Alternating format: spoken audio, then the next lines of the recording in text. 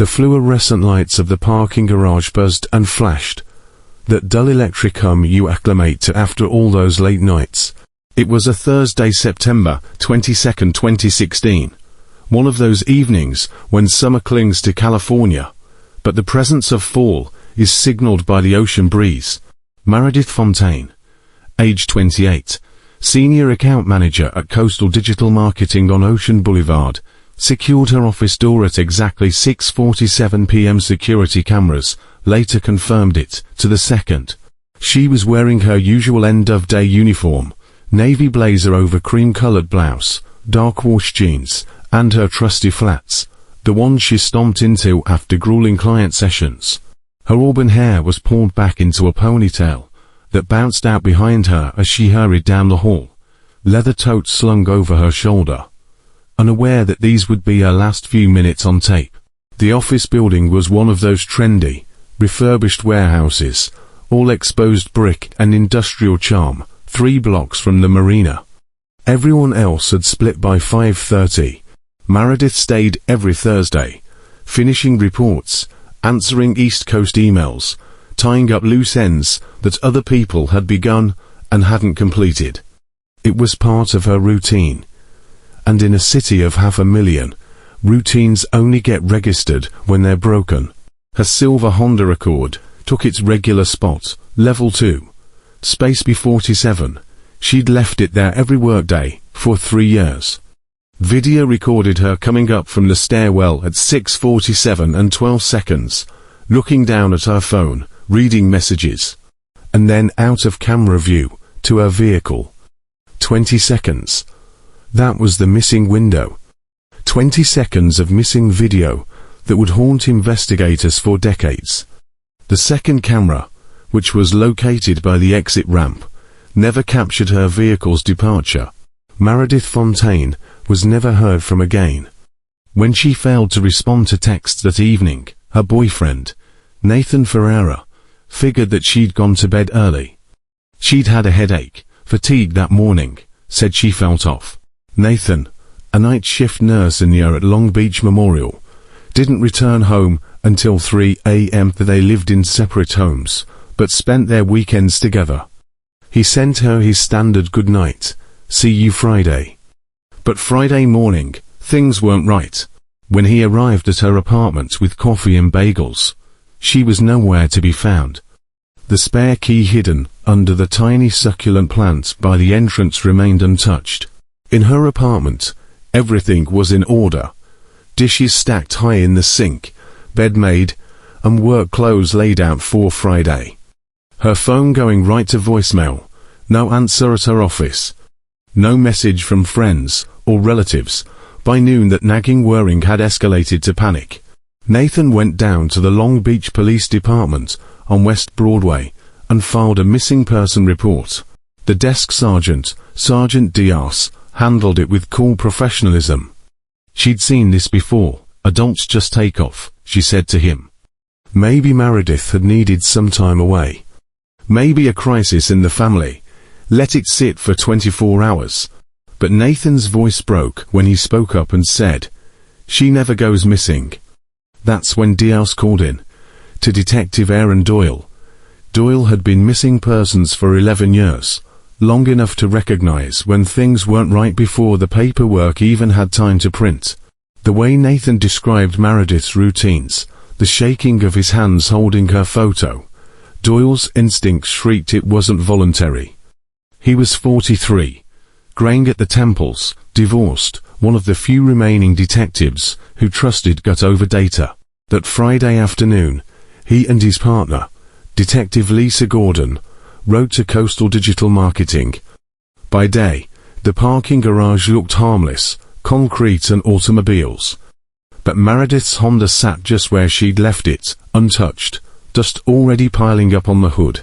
The doors were locked.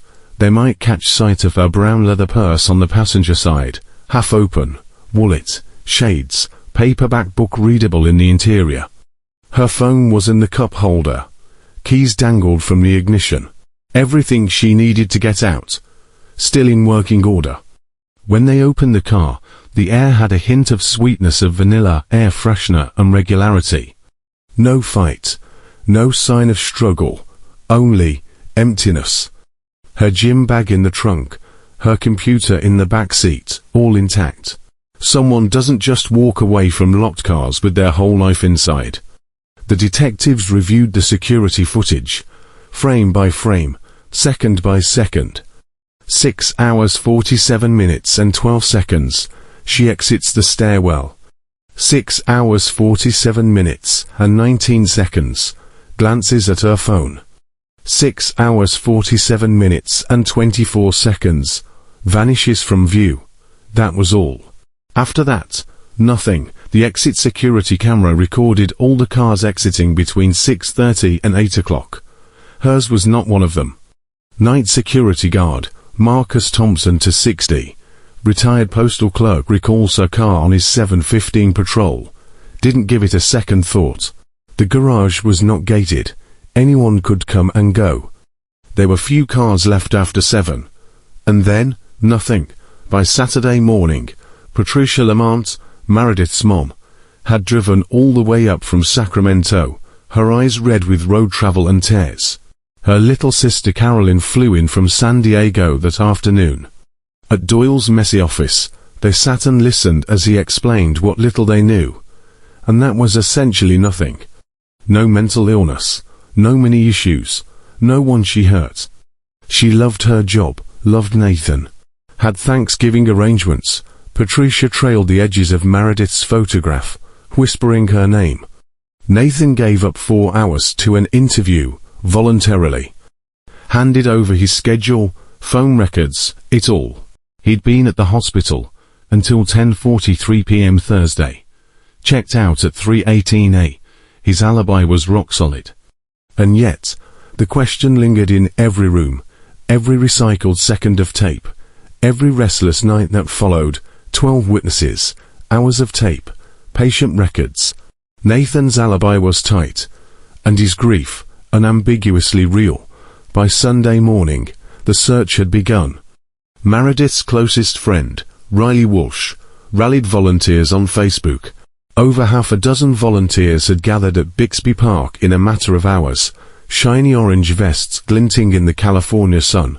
They walked neighborhood trails, hung up flyers, visited service stations and corner stores, asking the same question over and over. Did you see this woman? Auburn hair, 5'6", saw her last Thursday evening in a navy blazer. The September sun was brutal, as they scoured miles of beach and city streets, but by sundown, they found nothing. By Monday, Meredith Fontaine's vanishing was not only another police case, it was Long Beach's all-consuming passion. Her face glared out from telephone poles, coffee shop windows, and neighborhood bulletin boards. Flyers proliferated around the city, like desperate prayers. Riley's Facebook account, Find Meredith Fontaine, went viral, over 3,000 followers in 3 days. 2016 algorithms worked well, sweeping Meredith's story along friends of friends, strangers of strangers, all sharing, hoping, fearing. It ran on local TV stations. Channel 7 showed her face with ghostly images of the deserted parking garage, Meredith's vehicle secured behind yellow police tape, flapping back and forth in the ocean breeze. Meredith's mom, Patricia Lamont, was never still. She took a leave of absence from her job as a middle school librarian, rented a Holiday Inn room a mere 2 miles from the police station, and spent her days living out of her suitcase. She went to Detective Doyle's office each morning, with new theories, new questions, new photos of her daughter. She even brought picture albums, as if the gap-toothed smile of a 7-year-old might somehow revive her. Her younger daughter, Carolyn, was glued to the phone, reloading the Facebook page every few minutes, responding to every message, chasing every rumor. Every tip fizzled out into nothing, leaving only exhaustion and desperation.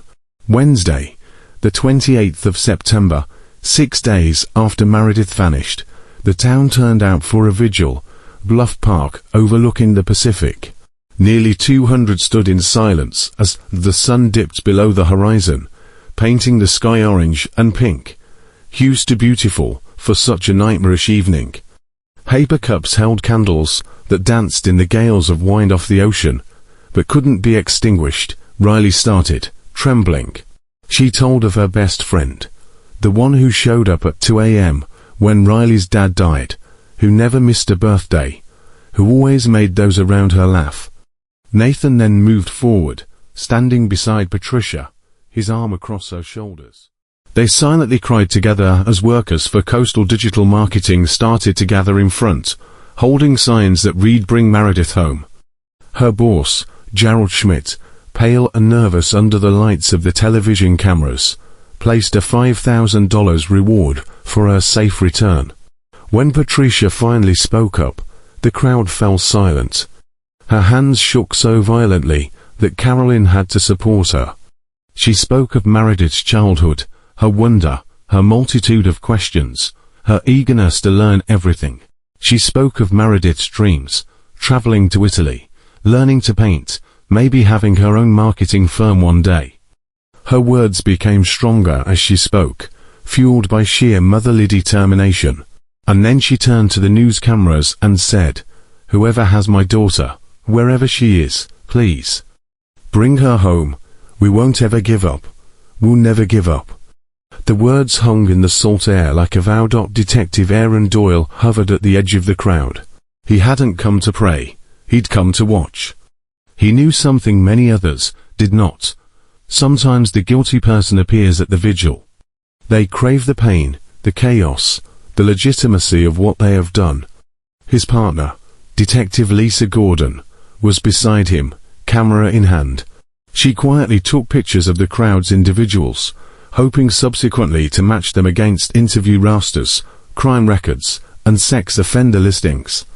By the end of the first week, the Long Beach tip line had taken in over 300 calls. Dead ends were the majority of them.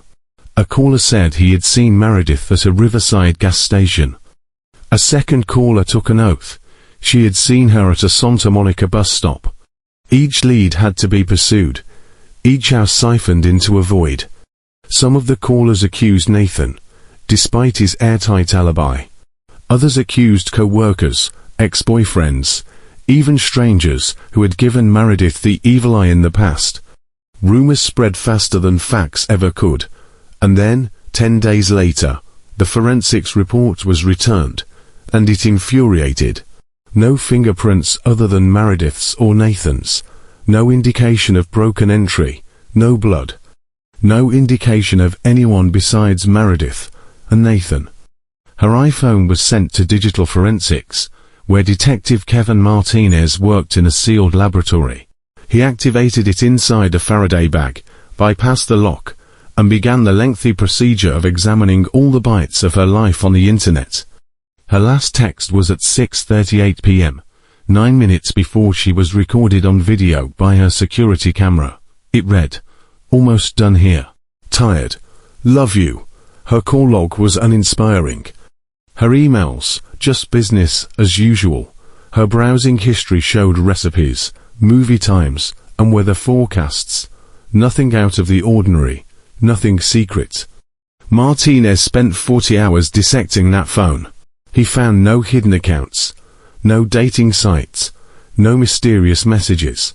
Nothing to indicate where she'd disappeared to. Then, a flash of hope. On October 4th, Detective Lisa Gordon received a break. A janitor from the building next door, Carlos Vargas, a quiet man from Guatemala, uttered something strange. That Thursday night, while tossing out trash near the ground-level entrance, he noticed a dark sedan drive past the parking garage, slowly, intentionally, once, twice. 3 times in 10 minutes. It wasn't cruising for a parking spot. It was hunting for someone. Vargas had no idea what make or model, only that it was dark, maybe black, navy, or grey. 4 doors, plain, unobtrusive. He never got a look at the license plate, barely got a look at the driver. But he remembered the way the car was in motion, too slow, too calculated. Gordon had a forensic artist come in, and Vargas spoke for 2 hours, about every detail that he could recall, a moving shadow, A car out of place, for the first time in nearly 2 weeks. The probe had something to follow. The drawing by the forensic artist looked like 1,000 other cars on any Los Angeles freeway, a generic dark sedan that could have been anything. But still, police released it to the public, in hopes anyone would remember something unique. For a brief moment, it worked. The tip line exploded. Everyone in Southern California suddenly remembered seeing dark sedans. Leads poured in like a flood, excited, unorganized, and mostly useless. Each took time, labor, and forms. Each led to nowhere. Detective Aaron Doyle obtained warrants for traffic cameras within 2 miles of the garage. He and Detective Lisa Gordon spent days peering over screens, staring at grainy images for that one shadow, that one irregularity. They saw 47 black sedans from 6 o'clock to 8 o'clock that Thursday night. 32 of them were easy to follow. Registered owners, verified accounts, legitimate reasons for being there. None of them traced to Meredith Fontaine. The remaining 15 cars, ghosts. No license plates, poor angles, partial shots, untraceable. 15 specters floating in the system, arriving and departing security tape. Cell tower data was of no use, either. Meredith's phone beeped for the last time at 6:41 p.m. momentarily connected to a tower on Ocean Boulevard. And then, nothing, dead air. But when forensics informed her that the battery had been 63% charged, Doyle knew what it meant. Someone had turned it off, not a dead phone, a silenced one. The question wasn't what had occurred. It was who had done it. By week 3, Doyle finally made the choice he'd been putting off. He procured cadaver dogs. It was a kind of decision that changed the direction of a case. Calling in those dogs meant facing what he'd avoided since day one. That Meredith was not missing. She was dead. Handlers and dogs swept Elysian Park, the Los Angeles River Basin, and empty lots along the port. They swept under freeway overpasses, and through heavy foliage. To full days, no sign, no scent, no body. Nathan Ferreira stopped sleeping completely. He quit working at the hospital. Couldn't focus on patients when his head was off doing every grotesque imagination. Night after night, he drove the streets of Long Beach, rays of light cutting through darkness, eyes scanning faces, parked vehicles, alleys. Sometimes Riley Walsh came along. They rarely spoke. They didn't need to. They both understood what they could not say to one another. They were no longer looking for Meredith. They were looking for where she had last stopped. By the end of October, Nathan had lost 15 pounds. He was skeletal, his voice cracking. He looked like a man who had given up on happy endings. By March 2017, 6 months after Meredith had gone out of sight, Detective Doyle had chased every lead to its conclusion. The case file had swelled to over 800 pages, interviews, forensic reports, camera logs, call records, all leads to nowhere. No body, no crime scene, no suspect, just a woman who had vanished into thin air. The Long Beach Police Department was swamped with cases, and cold ones don't receive infinite lifelines. New murders took precedence. Missing persons who stayed missing were calmly set aside in metal files, where dust replaced hope. Doyle fought the reassignment 4 weeks, pleading his lieutenant. She deserves better. Someone out there knows something, he argued. But the department had 7 unsolved murders and 4 detectives. The arithmetic didn't care about feelings. It was March 17, 2017, when the Fontaine case was formally declared cold, filed, archived, forgotten, by everyone but the individuals who loved her. Patricia Lamont would not let go. She sold her Sacramento home and leased a tiny apartment on Broadway, refusing to leave the city where her daughter disappeared. She went to the police station every Monday, inquiring if there was news, any new leads, any grounds for hope. Everyone at the front desk recognized her name. They welcomed her gently, the way people address someone who's lived inside a bad dream. She built a website, hired a private investigator, organized vigils every year that reduced in number over time. The Find Meredith Fontaine Facebook page continued to exist, tended to like a digital shrine by Riley Walsh, who would not let Meredith's face disappear from the feed. She made posts, posted solved cases, kept Meredith's name current in the bottomless scroll of social media. By 2020, the page had nearly 15,000 followers, all unknowns. True crime fans, armchair sleuths, people who'd never met Meredith, but couldn't let go of her case. Nathan survived 2 years before Long Beach proved too overwhelming. His grief counselor told him that remaining was reliving the same trauma over and over. Every street, every corner, every parking garage was a trigger. In August of 2018, he worked a hospital shift in Portland. Packed his bags, headed north, but never actually left. He phoned Patricia every year on Meredith's birthday. They whispered quietly on the phone, tied together with the same ever-present question: where is she? Detective Doyle retired in 2019. He'd closed 43 murders in his career, murders that had been abandoned by other detectives. But this one haunted him. He stored a cardboard box, labeled Fontaine, in his garage, stacked high with photocopies of witness accounts and reports. Late nights, when he couldn't sleep, he'd take it out and read the same words over and over, expecting the missing piece to finally appear. His ex-wife warned him to drop it, but he couldn't. Some ghosts, he'd discovered, refuse to go away when you tell them to. The Long Beach Police Department changed in the years that followed. New detectives, new leadership, better databases. The Fontaine case file was scanned, digitized, and put into the new system in 2021. One of dozens of cold cases stuck in limbo for a fresh pair of eyes. Those eyes appeared in January 2024. Detective Jennifer Kobayashi, 34, pointed nose, black haircut in a tidy bob, came over from San Francisco's robbery homicide unit. 8 years of experience, a reputation for tenacity, and a mind wired for detail. The cold case unit she joined was small, 3 detectives, 1 cramped office, and walls covered in decades of unsolved timelines. And somewhere among them, waiting like a whisper in the dark, was the name Meredith Fontaine. Ready to be seen again, Detective Jennifer Kobayashi's new partner was Michael Sullivan, a veteran investigator in his early 50s.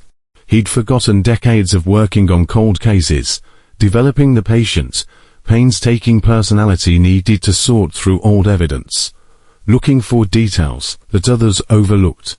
Kobayashi spent her first month going over the department's active cold cases, minus 23 files, ranging from a 1987 stabbing to a 2019 home invasion. But one file stood out from the rest: Meredith Fontaine.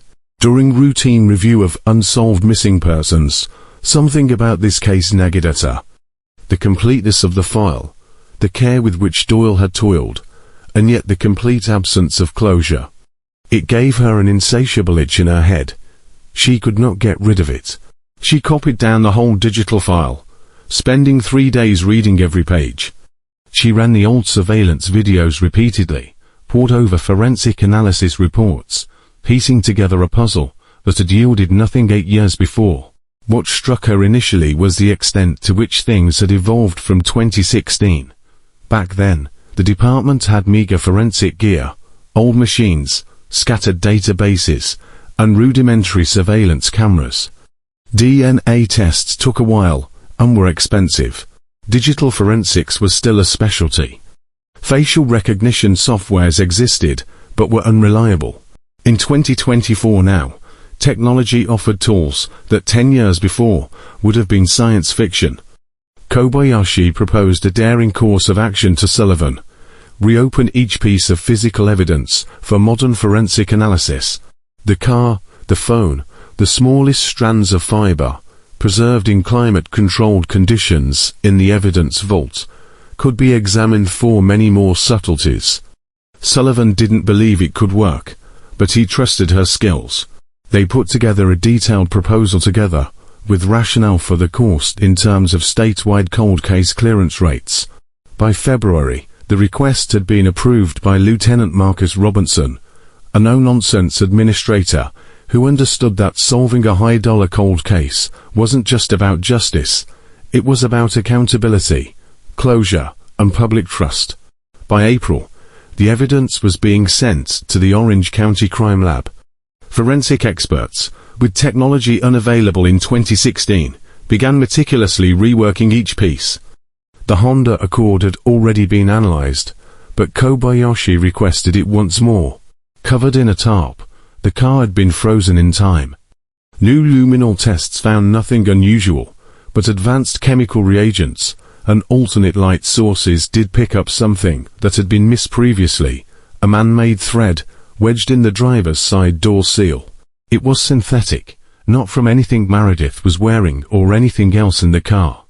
Spectroscopy revealed it was a polyester blend, likely from outdoor gear or a jacket distributed by multiple clothing brands. But within the fiber's weave were skin cells, enough for DNA extraction using the sensitive amplification methods of 2024. Meanwhile, Sullivan revisited the digital evidence. Kevin Martinez's 2016 forensic analysis of Meredith's cell phone had been thorough for its time, but today's software could recover deleted files, reconstruct fragmented data, and extract data from older sectors programs could not access. 3 weeks passed before the cell phone yielded something intriguing: traces of deleted messages from a contact named Jay, sent 2 weeks before Meredith disappeared. Meanwhile, DNA analysis on the fiber was received in late May 2024. Kobayashi unsealed the envelope with trembling hands, but professional composure was unbroken. The fiber contained a partial DNA profile, -13 of the 20 usual markers. Not enough for a courtroom-grade match, but enough to search databases. CODIS produced nothing. The DNA belonged to an individual who had never been arrested on a felony. But Kobayashi was confident the break would not be found in criminal files. The real revolution was forensic genealogy, using consumer DNA databases to find relatives. Millions of Americans had submitted their genetic information, hoping for family connections. The services operated in a legal gray area, but were available for police use in violent crimes or cold cases. With permission, Kobayashi submitted the partial profile to a forensic genealogy firm in Virginia. 6 weeks went by, and they called back. They built family trees and researched birth certificates, marriage certificates, death notices, and census records, and had narrowed the list down to 7 potential candidates in Southern California. 3 were from outside of state, to a female, which left 2 males residing in Long Beach in 2016. The first was a construction laborer, David Hernandez, age 48, who had moved to Arizona in 2018. The second name, however, made Kobayashi's heart race: Jason Fitzgerald, 36 years old in 2016. And a volunteer at the very first search party for Meredith. This was no longer a shadowy lead. It was the first solid thread to follow in nearly a decade. Jason Fitzgerald had been a peripheral figure in 2016. He had appeared for only a moment at the candlelight vigil at Bluff Park, questioned briefly by Detective Gordon, among dozens of other concerned citizens. Kobayashi pulled out each document mentioning him from the electronic archive. The interrogation was routine. No more than 3 minutes. Gordon's notes portrayed him as a colleague from Coastal Digital Marketing, who worked IT support in a different floor. He knew Meredith vaguely, seemed friendly enough in the office, but it was just that. It was all he'd seemed to care about was being appropriately concerned, offering to help look, and then leaving his number. 8 years ago. That was the end of it. Gordon never showed up. No visible connection to Meredith. And the investigation had been inundated with hundreds of peripheral witnesses. Sullivan ran Fitzgerald's background. No criminal record. No traffic ticket, either. Work history. Coastal Digital Marketing from 2014 to 2019, then an Irving-based tech firm, and now a senior systems administrator at a software firm in Anaheim. Married in 2020 to Claire Morozoff. No children. Humble suburban home in Fullerton. Mortgage timely paid. Life duly humdrum. Social media produced little.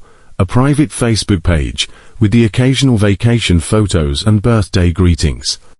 All yelled out normal, predictable, uneventful. But the DNA was not. Kobayashi sought approval to monitor. By the first week of August, unmarked vehicles were following Fitzgerald everywhere he went, taking pictures of him, Hilliard's Fullerton home each morning at 7:15, driving his silver Tesla to the office complex, returning at 6:30 p.m. Most evenings he was off to the gym, grocery shopping at the same Trader Joe's, a routine daily life that stirred no suspicion. She wanted more before she would make a move. Subpoenas transferred over his Coastal Digital Marketing employment history. His September 22, 2016 timesheet showed him clocked out at 5:30, normal end of shift. But the access records showed otherwise, at 6:53 p.m. 20 minutes after Meredith fell from the parking garage camera's view, Fitzgerald's credentials were used to access a third-floor server room, far from his own station, far from approved work-related activities. Sullivan retrieved the parking garage tape Doyle had watched years before. Hours of cars, individuals, and nothing had yielded nothing then. Now that she had a person to look for, things were different. At 7:04 p.m., a silver Ford Fusion pulled into the garage. The sun visor over the driver obscured part of the face, but the vehicle registration came back to Jason Fitzgerald. It remained for 47 minutes, departing at 7:51. Enhanced video and facial recognition software set a 92% probability match to Fitzgerald. Kobayashi and Sullivan spent the next 3 weeks building an airtight case. They knew the danger of a premature confrontation. Modern defense attorneys would seize on any technical error. The DNA was strong but circumstantial. The parking garage video placed him in the vicinity, but it didn't yet identify his action or motive. They needed context. Financial reports provided it. With a search warrant, forensic accountants examined Fitzgerald's financial record, beginning in 2015. A pattern evolved. In late August 2016, 3 weeks before Meredith vanished, he had withdrawn $8,000 in cash in her series of ATM withdrawals, significant, but below the reporting thresholds. 2 days after Meredith disappeared, he made a $7,500 deposit without comment. His credit card usage fueled suspicion. On the day after Meredith's disappearance, September 23, 2016, he bought hardware materials, heavy-duty plastic sheeting, duct tape, cleaning products, and a shovel. Potentially benign, yes, or perhaps terrifying. Phone records provided another dimension.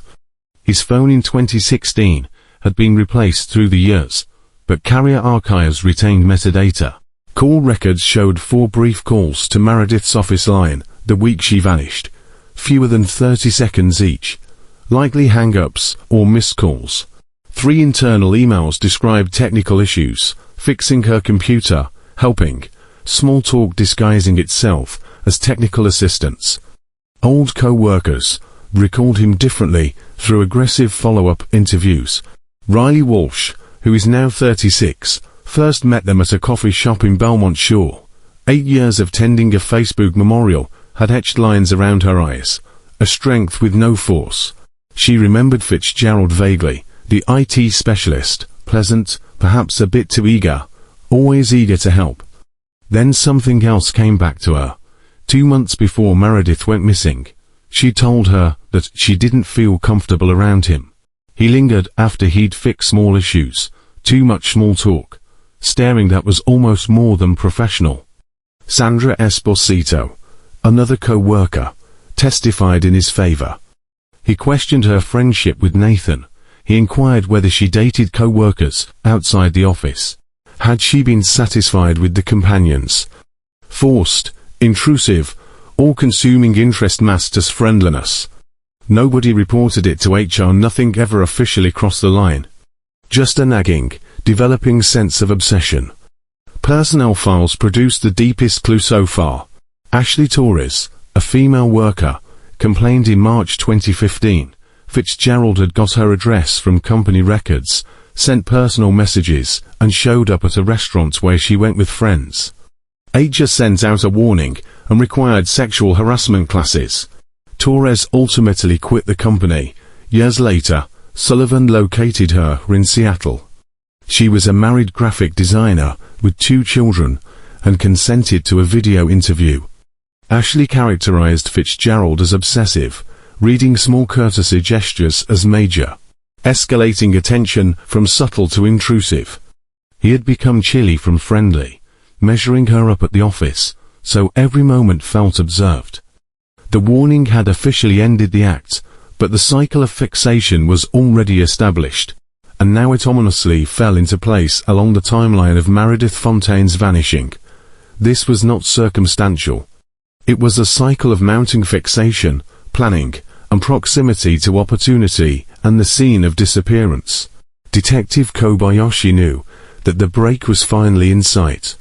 The arrest warrant for Meredith Fontaine had been signed on October 3, 2024, 8 years and 11 days after she disappeared from that Long Beach parking lot. Case files of cold cases needed ironclad evidence, enough to withstand the test of time. Robert Gallagher, a seasoned career prosecutor, worked through the file during 3 successive sessions. The DNA link, the parking garage CCTV video, suspicious money transactions, taped habits of stalking activity, and the deleted text messages recovered from Meredith's phone, all showing a J-saved number repeatedly insisting on meetings, offering help, escalating pressure after polite rejection. Gallagher had signed off on it on the 2nd of October. By dawn on the 3rd of October, a tactical unit had mustered at Fitzgerald's suburban Fullerton home. The street was deserted, the kind of cul-de-sac where freshly mown weekend lawns and dogs were greeted by neighbors. The house, a low, 2-story one with beige siding. A silver Tesla, parked outside, next to a white Honda CR-V. Kobayashi wrapped at 6:14 a.m. Crisp, professional, decisive. Lights blazed on upstairs. 30 seconds later, the door opened. Jason Fitzgerald stood before them in pajama bottoms and a frayed t-shirt, hair disheveled, confusion etched on his face. Behind him, his wife Claire stepped into the doorway in a bathrobe, terror instant in her eyes. Kobayashi flashed her ID, showed him the warrant, and informed him he was arrested for murdering Meredith Fontaine. The words land like nails. Claire gasped, receding, hand to mouth. Fitzgerald's face shifted from confusion to comprehension, and then to a wordless resignation. He did not resist as Sullivan handcuffed him, standing silently, while metal cracked around his wrists. Panic intensified in Claire, shouting, demanding there had to be a mistake. Kobayashi tried to reassure him. There was proof, he would have a lawyer, but reason was overcome by fear. Neighbors emerged onto porches, drawn by the commotion, watching as Fitzgerald was led to an unmarked vehicle. Out the window, his face was serene, nearly serene, as if 8 years of burden had finally fallen away. By lunchtime, it spread like fire. Local news channels broadcast breaking news, displaying Fitzgerald's mug shot, alongside Meredith's face, posted throughout the city 8 years ago. The Find Meredith Fontaine Facebook page blew up. Riley Walsh wrote, finally an arrest has been made after 8 years. Someone is finally responsible. We still do not have Meredith back. We still do not know where she is, but we do know who abducted her from us. Patricia Lamont picked up the phone at 7 a.m. with a coffee in her hand. She did not weep anymore. Somewhere along year 3, the tears had ceased to flow. She sat on the kitchen floor, phone in her ear, staring at nothing. Her daughter was murdered by a man who had appeared at vigils, who had helped search, who had smiled with a secret. Nathan Ferreira was in Portland when he received word, called there by Riley Walsh. He read it 3 times in a supply closet in a hospital shift. 8 years of remorse, terror, and tragedy collided in relief all but unimportant. Meredith was murdered, and now justice had a name. The public reeled. Jason Fitzgerald was among them, a participant in searches, vigils, and cyber campaigns, sitting in plain sight while the city hunted for a faceless killer. The interrogation began at 2 p.m. Long Beach Police Department. A windowless room, 3 cameras to cover every inch. Fitzgerald sat across a metal table from Kobayashi and Sullivan, his court-appointed attorney, Michelle Tanaka, by his side. He was eager to speak. Tanaka would characterize him later as willing almost to confess, as if 8 years of the burden of the secret were too much to maintain. Fitzgerald slowly started to talk, his voice hard, eerily calm. He told us about seeing Meredith shortly after joining Coastal Digital Marketing in 2014. She was polite, smiled at him, thanked him sincerely when he assisted, and he constructed a whole fantasy world around her courtesy, persuading himself she felt the same way. He had sent her technical assistance emails, phoned her office with fabricated technical problems, appeared at places where he knew she would be, a coffee shop, a fitness center, all in the guise of being close. He had obtained her personal telephone number, texted from a burn phone under the pseudonym J, trying to create intrigue. But Meredith's rejection was absolute and unambiguous. She had a boyfriend. She did not want contact beyond work. The obsession went deranged. Fitzgerald tailed her, read her emails, shadowed her from the office to her apartment. When he realized he would never possess her, the obsession turned lethal. He had prepared meticulously, tracked her routine, mapped blind spots of parking garage cameras, entered building security system to shut feeds temporarily. On the evening of September 22, 2016, he waited in his Ford Fusion on the first floor. When Meredith came out at 6:47 p.m., he went to meet her under the guise of a computer emergency, requesting that she approve work within. Weary but obedient, she went with him. In the stairwell, the concrete space between the 2nd and 3rd stories, where no cameras penetrated, he seized her from behind. Kobayashi clenched her fists below the table as he told of the fight. Deadpan, reciting narrator style, was his tone. Meredith fought hard, but he had leverage and surprise. He pulled out a zip tie he had prepared in advance, tightened it tightly around her neck until she calmed down. And then, he saw the irrevocable reality of what he'd done.